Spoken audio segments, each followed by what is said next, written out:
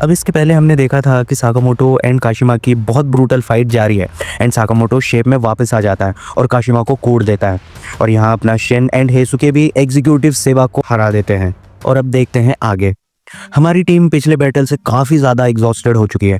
Shin बेचारा अपने पैरों पर खड़ा तक नहीं हो पा रहा है। लू के हाथ अब जवाब दे चुके हैं। साकामोटो कहता है इसे टैकल करने के लिए मेरे पास एक आइडिया है। अब सीन शिफ्ट होता है और हम पहुंच जाते हैं natural hot spring bath house. अब यहाँ हमारी फैमिली रिलैक्स होने वाली है। अपने भाई शिन को लेकिन एक टॉप प्रायोरिटी मिशन लगता है। अब ये लोग अंदर आ जाते हैं और अपना अपना सामान इन लॉकर्स में रख देते हैं। शिन कहता है वो पहली बार किसी बाथ हाउस में आया है। मिसेस साकामोटो इससे कहती है कि चलो तुम्हारा ये एक अच्छा एक्सपीरियंस होने वाला है। हाना कहती है यहाँ के बाथ टब्स बहुत ही बड़े होते हैं। शिन अब काफी ज्यादा एक्साइटेड हो चुका है। लेकिन गाइज मैं आपको बता दूं आगे जो शिन के साथ होने वाला है ना वो बहुत ही बुरा होने वाला है। चलिए देखते हैं। अब हमें दिखाया जाता है ये बंदा जो कि इस बाथ हाउस का केयर टेकर है और वो कुछ सोच रहा है। अब साकामोटो इससे आकर कुछ टॉवेल्स और क्लोथिंग्स मांगता है बट ये इसे कुछ वियर्ड तरीके से देख रहा होता है।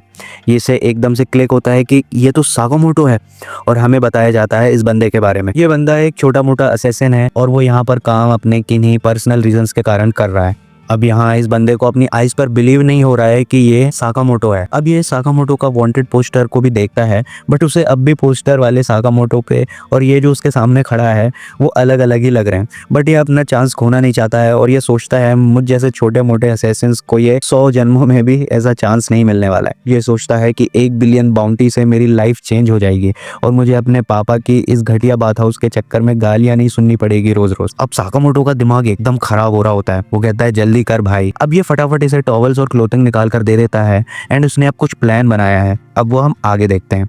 अब साकामोटो और शिन यहाँ चेंज कर रहे होते हैं और ये पगला यहाँ पीछे आ जाता है और कुछ प्लानिंग कर रहा है। ये बोलता है कि ये मेरा आखिरी चांस है अपनी वर्थ प्रूफ करने के लिए। मुझे ये बाथ हाउस वाला फैमिली बिजनेस नहीं चलाना है बट मुझे अपना नाम अंडरवर्ल्ड दुनिया में फैलाना है और भले ही इसके लिए मुझे कुछ भी करना पड़े। अब यहाँ शिन और साकामोटो हेयर वॉश कर रहे होते हैं और फिर यहाँ हाइपर जेट बाथ में आ जाते हैं। ये सर्कुलेशन को इम्प्रूव करता है और बॉडी की भी मसाज हो जाती है। अपना शिन इसमें पहली बार बैठा है और वो इससे काफ़ी इंजॉय कर रहा होता है बट साकामोटो कहता है कि यार वेव्स थोड़ी और स्ट्रॉन्ग होती तो मज़ा आ जाता।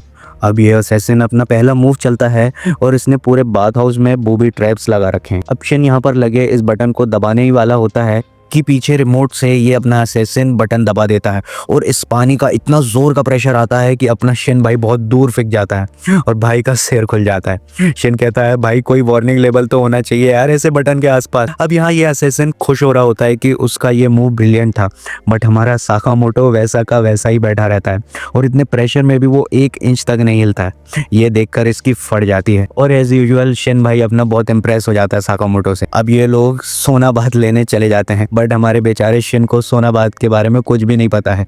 भाई शिन यार प्लीज तू मत जा, ये सब तेरे लिए नहीं है मेरे भाई। अब ये लोग सोना बात के अंदर जाकर बैठ जाते हैं और ये असैसिन तो ऐसे खुश हो रहा है मानो शेर के मुंह में खुद शिकार चलकर आ गया हो। अब शिन कहता है कि ये रूम काफी ज्यादा गर्म है बट साकामोटो कहता है कि और गर्म होना चाहिए था इसे तभी मजा आता। भाई शिन तो अपनी जान बचा और यहाँ से निकल जा भाई। अब यहाँ शिन पड़ता है कि इन पत्थरों पर पानी डालने से यहाँ का तापमान और भी ज़्यादा बढ़ जाएगा। तो अब वो पानी डालने के लिए एक मग उठा लेता है और पानी डालने ही वाला होता है कि ये पीछे से ये असैसिन वापस से एक बटन दबा देता है और इस पूरे सोना बाथ में धुआं ही धुआं हो जाता है और इतनी इमेंसिव हीट जनरेट होती है ना भाई कि उस कमरे में लिटरली आग लग जाती है। लेकिन अपना साकामोटो भाई उसे तो कोई फर्क नहीं पड़ता, वो बड़े आराम से वहाँ पर बैठा हुआ रहता है। लेकिन शिन अपना भाई इस हीट को बिल्कुल बेयर नहीं कर पा रहा है लेकिन फिर भी साकामोटो के लिए वो वहां पर जाकर बैठ जाता है। ये सब देखकर ये असैसिन काफी ज्यादा डर जाता है कि यार ये साकामोटो कितना ज्यादा टफ बंदा है यार। लेकिन अब एज एक्सपेक्टेड शिन इस हीट को बेयर नहीं कर पाता है और जैसे ही डोर ओपन होता है अपना साकामोटो भाई इसे उठाकर ला रहा होता है। शिन भाई अपना पूरा भुंज चुका है। अब यहाँ बाहर ये बूढ़ा आदमी बोलता है कि आजकल के बच्चे एकदम फूसड़ू हैं और कहता है कि इतनी सी गर्मी सहन नहीं कर पाते। लिटरली यार feeling sad for Shin bro. अब साकामोटो सोचता है कि कोल्ड बाथ लेना चाहिए और इस कोल्ड बाथ में आ जाता है शिन को लेकर के।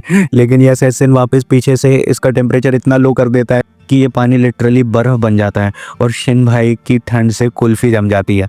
साकामोटो को इस बर्फ से भी कोई फर्क नहीं पड़ रहा है।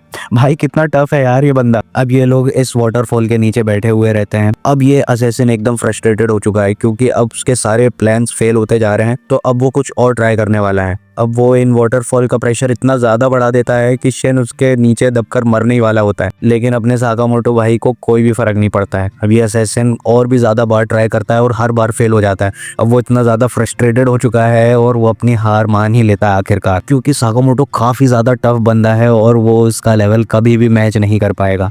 लेकिन इन सब के चक्कर में अपना शिन भाई पे जाता है और वो लिटरली बेहोश हो जाता है और उसे ये बात हाउस ट्रिप बहुत ज़्यादा भारी पड़ता है। वो अपनी थकान दूर करने आया था, लेकिन वो और भी ज़्यादा एग्जॉस्टेड टायर्ड होके यहाँ से जाता है। अब यहाँ ये असैसिन काफ़ी ज़्यादा दुखी हो रहा होता है क्योंकि वो साकामोटो टारो को हरा नहीं पाया। अब यहाँ साकामोटो आइसक्रीम खाते हुए अपनी फैमिली के साथ टेबल टेनिस खेल रहा होता है। अब हमें इस असैसिन बंदे का फ्लैशबैक दिखाया जाता है। वो अपनी फैमिली के अगेंस्ट रेबल करता है कि वो उनका फैमिली बिजनेस नहीं चलाना चाहता, वो कुछ अलग करना चाहता है, वो एक असैसिन बनना चाहता है और उसी में अपना नाम बनाना चाहता है। लेकिन वो असैसिन जॉब्स में भी काफ़ी बुरी तरीके से फेल हो जाता है, वो कोई मिशन अच्छे से नहीं कर पाता है और अपने असैसिन प्रोफेशन में भी वो फेलियर बनकर रह जाता है। अब बैक टू प्रेजेंट ये सोचता है कि शायद असैसिन प्रोफेशन मेरे लिए है ही नहीं और हार मान जाता है और बोलता है कि शायद अब मुझे अपना फैमिली बिजनेस ही संभालना चाहिए। अब पीछे से ये दोनों बंदे आ जाते हैं और इसको बुली करने लग जाते हैं और इससे काफ़ी ज़्यादा परेशान करते हैं, लेकिन ये अपना साकामोटो देख लेता है और इन दोनों बंदों को बड़े आराम से निपटा देता है। और साकामोटो इस असैसिन को भी देखता है और इस असैसिन को ये चीज़ पता चल जाती है कि साकामोटो को पहले से ही पता था कि ये असैसिन है और उसे मारने की कोशिश कर रहा है, लेकिन उसके बाद भी साकामोटो उसे कुछ भी नहीं बोलता है और उसके खिलाफ कोई भी एक्शन नहीं लेता है। ये बंदा जानता है कि साकामोटो का लेवल क्या है और साकामोटो क्या कर सकता है। अब ये साकामोटो को सॉरी बोलने वाला होता है कि साकामोटो इसे बोलता है कि ये प्लेस काफ़ी ज़्यादा अच्छी थी और उसने और उसकी फैमिली ने इस प्लेस में काफ़ी ज़्यादा एंजॉय किया। ये सुन के ये बंदा काफ़ी ज़्यादा इमोशनल हो जाता है क्योंकि ये सारे वर्ड्स उसे लेजेंडरी हिटमैन साकामोटो ने बोले हैं। ये सुन के ये काफ़ी ज़्यादा मोटिवेटेड हो जाता है और वो अब डिसाइड करता है कि अब वो अपना फैमिली बिजनेस संभालेगा। वो अपने घर पे फ़ोन लगाता है और वो कहता है कि अब वो ये फैमिली बिजनेस को संभालने के लिए तैयार है, लेकिन उसके पापा उसे मना कर देते हैं और बोलते हैं अभी मैं तुम्हारे अंडर में अपना पूरा फैमिली बिजनेस नहीं छोड़ने वाला हूँ, तुम एक नौकर जैसे वहाँ पर अभी काम सीखो। Anyways good for him guys, ये काफ़ी अच्छी एंडिंग है बाय द वे इसके लिए। अब यहाँ सीन शिफ्ट होता है और हमें दिखाया जाता है शिन भाई। शिन भाई की हालत बहुत ही नाजुक है, भाई अपना खड़ा भी नहीं हो पा रहा है और उसके बॉडी में काफ़ी ज़्यादा पेन है और एक्चुअल में भाई का मिशन फेल हो जाता है। अब यहाँ कुछ अननोन बंदों की एंट्री हो जाती है। अब वो जापान में लैंड कर चुके हैं और ये कुछ सस्पिशियस लग रहे हैं मुझे, शायद ये कोई अब नया विलन है। चलिए आगे देखते हैं।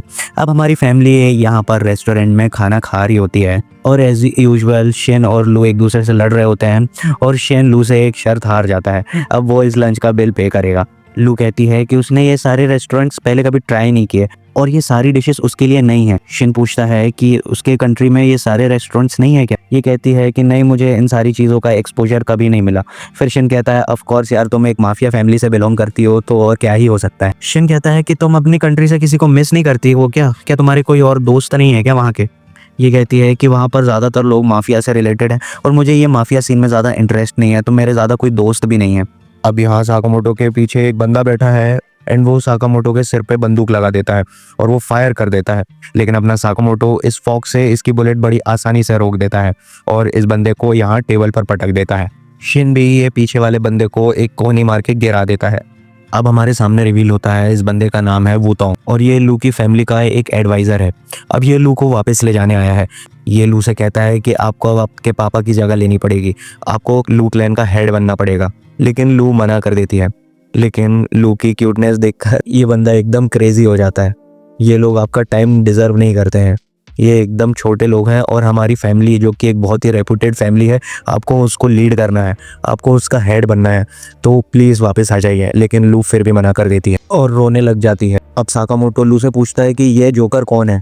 लू बताती है कि ये मेरी फैमिली का ही एक मेंबर है और ये मुझे बचपन से ही एक क्रीप के जैसे फॉलो करता आ रहा है।